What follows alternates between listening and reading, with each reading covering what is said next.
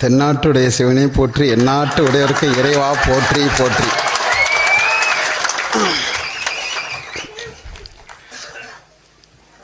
நாளைய நாடாளுமன்றத்தை அதிர வைக்கிறதற்காக அரங்கத்தில் அமர்ந்திருக்கக்கூடிய திருச்சி பாராளுமன்ற வேட்பாளராக இருக்கக்கூடிய அருமை தம்பி ராஜேஷ், நாகை பாராளுமன்றத்தின் வேட்பாளராக இருக்கக்கூடிய அருமை தங்கை கார்த்திகா, மயிலாடுதுறை பாராளுமன்றத்தில் களங்காணக்கூடிய அருமை தங்கை காளியம்மா, பெரம்பலூர் நாடாளுமன்றத்தில் களமிறங்கக்கூடிய மகள் தேன்மொழி, நான் உட்பட 5 பேரின் வெற்றியையும் அண்ணன் கையில் கொண்டே நாங்கள் சமர்ப்பதற்காக காத்திருக்கிறோம்.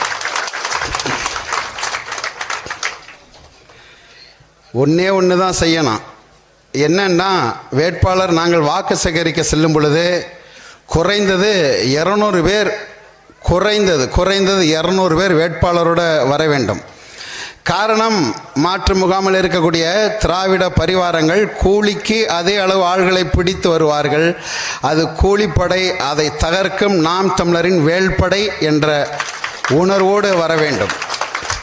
அப்போதான் சரியா இருக்கு. காரணம், பொது புத்தியில் இங்கே ஏற்றப்பட்டிருக்கு. பிரம்மாண்டம் பிரம்மாண்டம் பிரம்மாண்டம் என்று பொது சமூகத்தில் பொது புத்தியில் ஏற்றப்பட்டுள்ளது.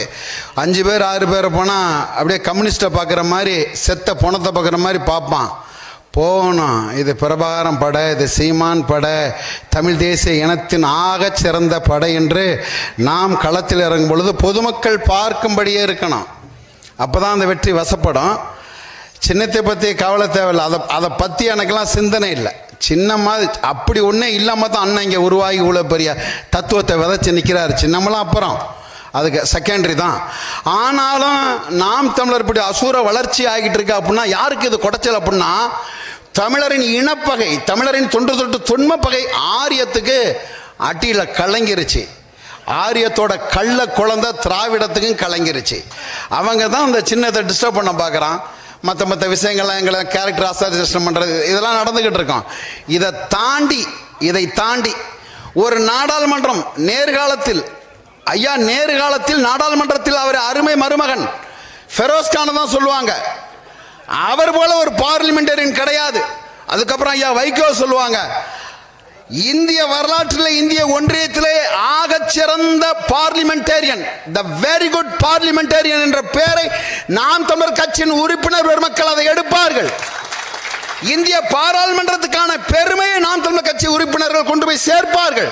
ஒரு பாராளுமன்ற அரங்கத்திலே அதன் உறுப்பினர் எவ்வாறு கேள்வி எழுப்ப வேண்டும், எந்த கேள்வியை எழுப்ப வேண்டும், அதை எப்படி வாங்க வேண்டும். என் தங்கை சொன்னாங்க இல்லையா கார்த்திகா, வெளிநடப்புலாம் போய் நாங்க கேட்கிற கேள்விக்கு ஒட்டுமொத்த நாடாளுமன்றம் இன்க்ளூடிங் சபாநாயகர் முதற்கு வெளிநடப்பு பண்ணுவார். அப்படியாப்பட்ட கேள்வியை தான் நாங்கள் கேட்போம்.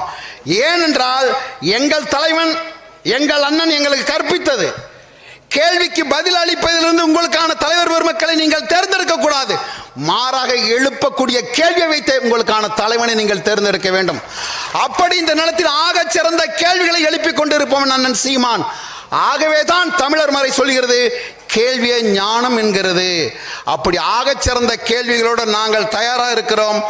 24 நாங்கள் வென்று இதே நாடாளுமன்றத்தில் மோடியாவது கேடியாவது எல்லாவற்றையும் அடித்து விரட்டி தமிழ் தேசிய கருத்தலை விதைத்து தலைவன் பிரபாகரின் படம் போட்ட சட்டையோடு நான், என் தங்கைகளும் என் தம்பிகளும் நாங்கள் செல்வோம்.